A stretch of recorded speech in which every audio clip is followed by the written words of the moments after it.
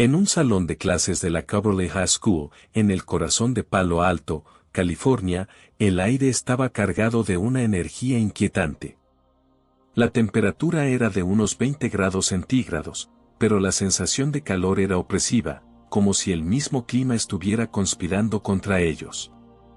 El olor a tinta fresca y papel impregnaba el ambiente, mientras que el sonido de las voces susurrantes y el crujir de las sillas creaban un ambiente tenso, como si cada movimiento fuera un paso hacia un destino desconocido. Era la primera semana de abril de 1967 y algo estaba a punto de cambiar para siempre. Un grupo de estudiantes de secundaria, bajo la guía de su profesor de historia, Ron Jones, estaban a punto de sumergirse en un experimento que les haría cuestionar todo lo que creían saber sobre la democracia y la libertad. ¿Qué pasaría cuando la disciplina y la comunidad se convirtieran en los valores supremos? ¿Cómo reaccionarían los estudiantes cuando se les presentara una alternativa a la forma de gobierno que habían aprendido a valorar? ¿Qué pasaría cuando la línea entre la realidad y la ficción se volviera cada vez más difusa?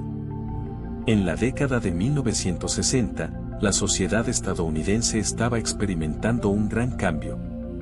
La guerra de Vietnam estaba en su apogeo, y la juventud estaba buscando su lugar en el mundo. En este contexto, Ron Jones, un profesor de historia con una visión innovadora, decidió llevar a cabo un experimento que le permitiría explicar a sus alumnos por qué la Alemania nazi había podido cometer tales atrocidades durante la Segunda Guerra Mundial.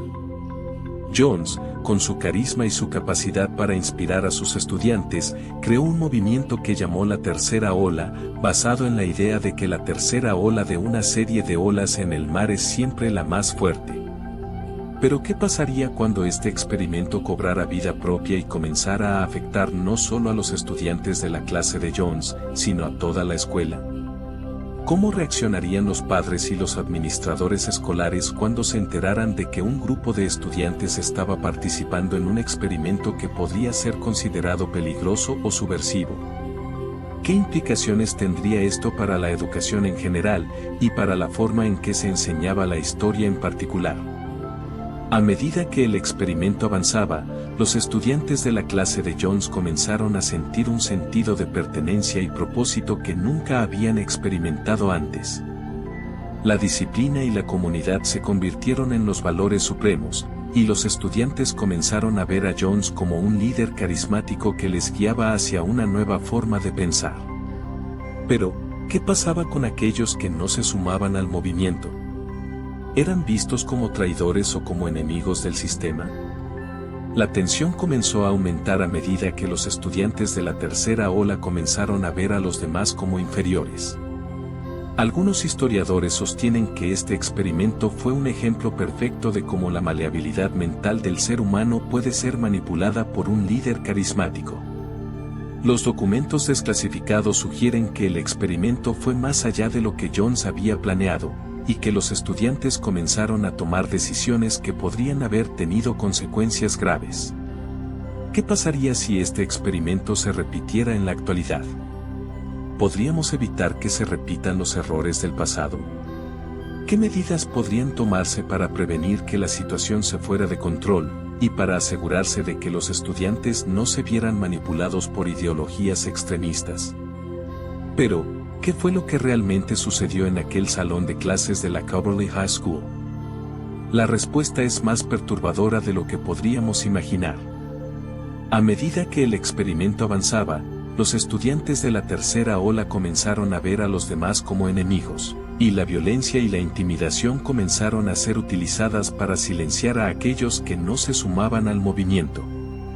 Fue entonces cuando Jones se dio cuenta de que el experimento había ido demasiado lejos, y que había creado un monstruo que no podía controlar. La pregunta es, ¿cómo podría haber evitado que esto sucediera? ¿Qué medidas podrían haberse tomado para prevenir que la situación se fuera de control? ¿Qué papel desempeñaron los estudiantes en la creación de este movimiento, y cómo podrían haber sido más conscientes de las implicaciones de sus acciones? ¿Qué podemos aprender de este experimento sobre la naturaleza humana y la forma en que respondemos a la autoridad y la presión grupal? En el clímax del experimento, los estudiantes de la tercera ola se reunieron en el auditorio de la escuela, listos para escuchar el mensaje final de su líder. Pero, en lugar de una arenga emocional, Jones les dio una lección que les haría cuestionar todo lo que habían creído hasta entonces. Les mostró una imagen de Adolf Hitler y les explicó que la tercera ola era en realidad un experimento para demostrar cómo la sociedad alemana había podido permitir que el nazismo se apoderara del país. Fue un momento de revelación para los estudiantes, que se dieron cuenta de que habían sido manipulados para creer en una ideología que era en realidad una forma de totalitarismo. ¿Qué implica esto para nosotros hoy en día? ¿Cómo podemos evitar que la historia se repita? ¿Qué podemos hacer para asegurarnos de que nuestros hijos y nietos no se dejen llevar por ideologías extremistas y totalitarias? ¿Qué papel deben desempeñar los educadores y los líderes en la sociedad para prevenir que se repitan los errores del pasado? La historia de la tercera ola es un recordatorio de que la educación debe ser un proceso de cuestionamiento y reflexión, y no solo de memorización y repetición.